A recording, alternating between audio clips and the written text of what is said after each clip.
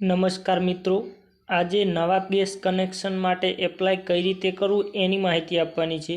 તો વિડીયો અંત સુધી જોજો જેથી તમને તમામ માહિતી આવે। અને વિડીયો ગમે તો વિડીયોને લાઇક, શેર અને સબસ્ક્રાઈબ કરજો જેથી આવા ઓનલાઈનને લગતા વિડીયો તમારા સુધી પહોંચી શકે। તો મિત્રો, આપણે ઓનલાઈન એપ્લાય કરવા માટે સૌથી પહેલાં ક્રોમ બ્રાઉઝરમાં જવાનું।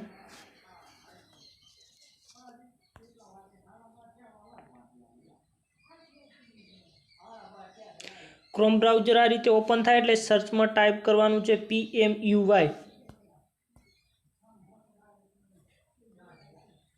આ રીતે PMUY ટાઈપ કરી અને સર્ચ કરશો એટલે આ રીતે પહેલા નંબરની વેબસાઇટ આવશે, એના ઉપર ક્લિક કરવાનું। તો મિત્રો, એ પહેલા નંબરની વેબસાઇટ ઉપર ક્લિક કરશો એટલે આ રીતનું બતાવશે। આમાં નીચે આ જે એપ્લાય ફોર નેવ ઉજ્જવલા 2.0 કનેક્શન એના ઉપર ક્લિક કરવાનું। એના ઉપર ક્લિક કરશો એટલે નીચે સ્ક્રોલ કરશો એટલે મિત્રો, મેં થોડી આમાં મોબાઈલના કારણે સાઇઝ ઓલી કરેલી છે એટલે નહીં બતાવતું, પણ હું તમને બતાવી દઉં। નીચે સ્ક્રોલ કરશો એટલે આ રીતનું લખેલું બતાવશે ઓનલાઈન પોર્ટલ, એના ઉપર ક્લિક કરવાનું। એના ઉપર ક્લિક કરશો એટલે આમાં તમને જે નજીક તમારે પડતું હોય એ ગેસ સિલિન્ડર તમારે સિલેક્ટ કરવાનું રહેશે। જો તમારે ઇન્ડિયન નજીક હોય તો ઇન્ડિયન સિલેક્ટ કરવાનું રહેશે, અને ભારતીય ગેસ હોય તો એ, અને HP ગેસ નજીક તમારે એજન્સી હોય તો એ કરવાનું છે। તો હું આપણે આજે HP ગેસ વિશેનું જે ફોર્મ ભરવાનું છે, તો HP ગેસ આ ક્લિક હેર ટુ એપ્લાય એના ઉપર ક્લિક કરવાનું। એના ઉપર ક્લિક કરશો એટલે આ ટાઈપનું પેજ ખુલશે। આમાં નેવ રજિસ્ટર LPG કનેક્શન એના ઉપર ક્લિક કરવાનું। એના ઉપર ક્લિક કરશો એટલે આ ટાઈપનું પેજ બતાવશે। આની અંદર હવે આપણે આ પહેલા નંબરનું બોક્સમાં ટીક નથી રાખવાનું, કેમ કે એમાં ટીક રાખશો તો તમારે સબસિડી પાસ જે 300 રૂપિયા આપણને મળે છે એ નહીં મળે। તો એના માટે આપણે ઉજ્જવલા બેનિફિટ કનેક્શન એના રાઉન્ડમાં ટીક રાખવાનું છે। એનામાં ટીક કરી અને નીચે સ્ક્રોલ કરવાનું છે। નીચે સ્ક્રોલ કરશો એટલે આવું બોક્સ આવશે, આ બોક્સમાં આપણે ટીક કરવાનું। ઈ બોક્સમાં ટીક કરી અને આની અંદર હવે આપણે એજન્સી સિલેક્ટ કરવાની રહેશે। એટલે આપણે એજન્સીનું નામનું તો આપણને ખબર હોય નહીં, એના માટે કરી અને આપણે લોકેશન વેસ્ટ એના રાઉન્ડમાં ટીક કરવાનું છે। એના રાઉન્ડમાં ટીક કરી અને આની અંદર તમારે રાજ્ય સિલેક્ટ કરવાનું રહેશે। તો આપણે રાજ્ય સિલેક્ટ કરી લેવાનું।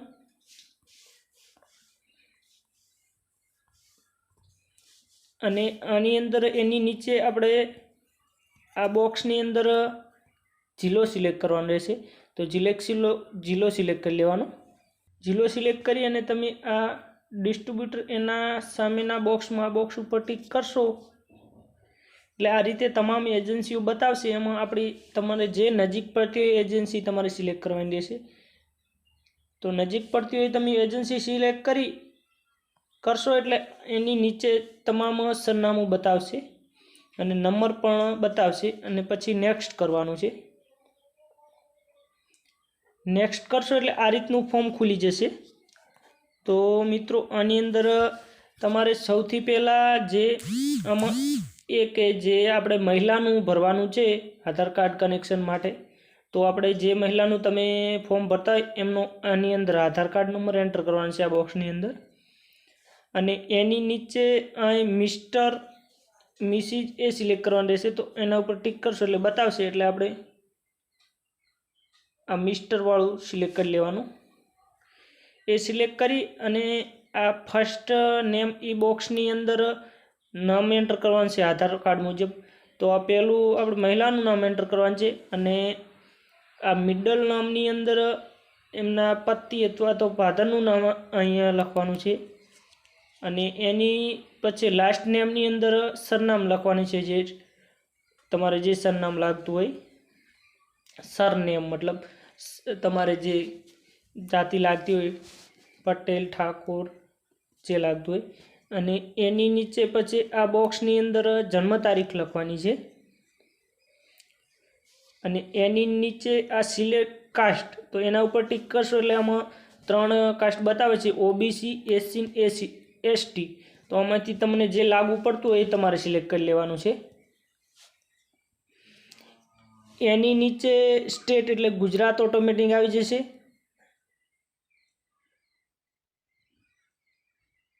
અને આ રેશન ઇસ્યુ ડેટ એટલે કે તમારું રેશન ક્યારે નવું બન્યું એ લખવાનું રહેશે. પણ જો તમારે લખવું હોય તો લખવાનું, ના લખો તો પણ ચાલે.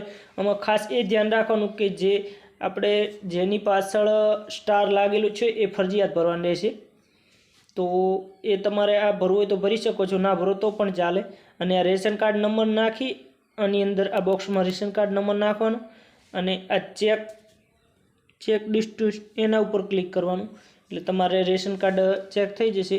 એ નાખો તો પણ ચાલે ને ના નાખો તો પણ ચાલે, કારણ કે એની પાછળ સ્ટાર લાગેલો નથી.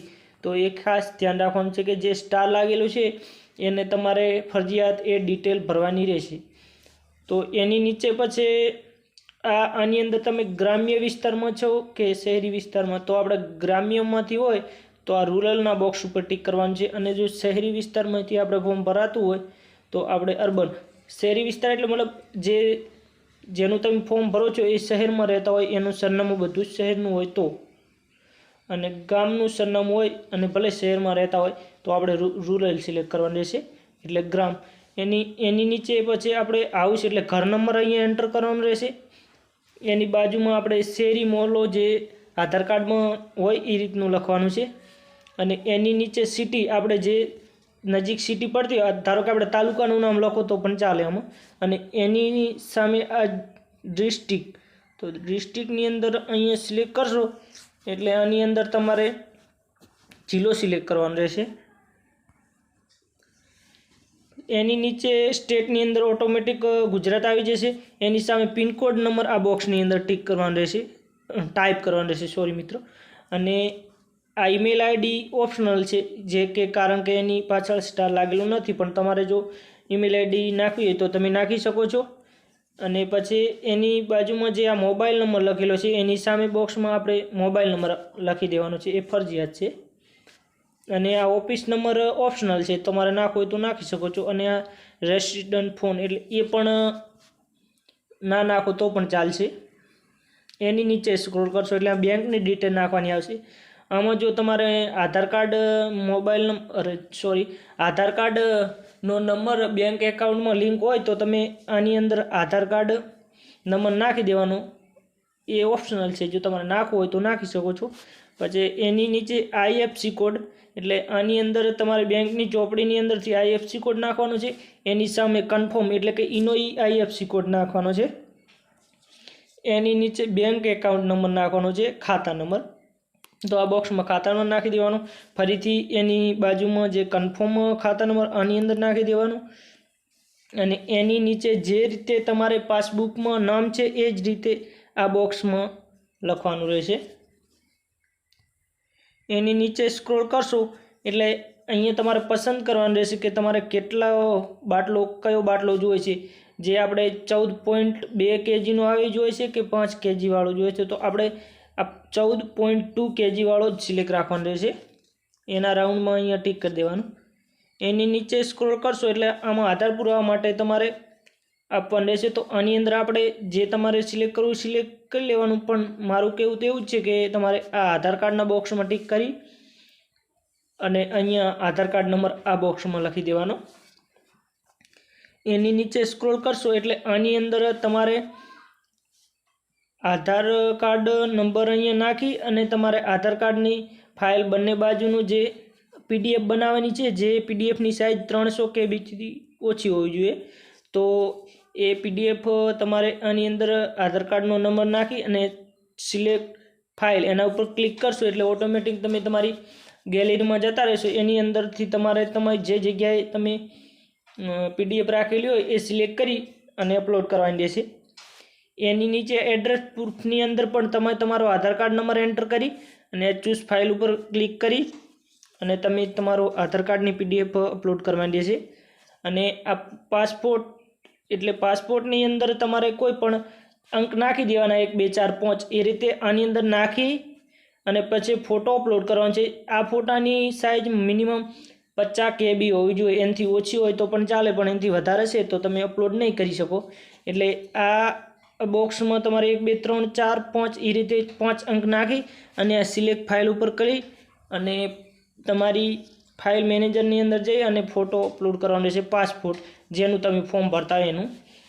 એની નીચે છે રેશન કાર્ડ, તો રેશન કાર્ડનો નંબર આની અંદર ટાઈપ કરી અને રેશન કાર્ડનો પણ ફોટો અપલોડ કરી દેવાનો.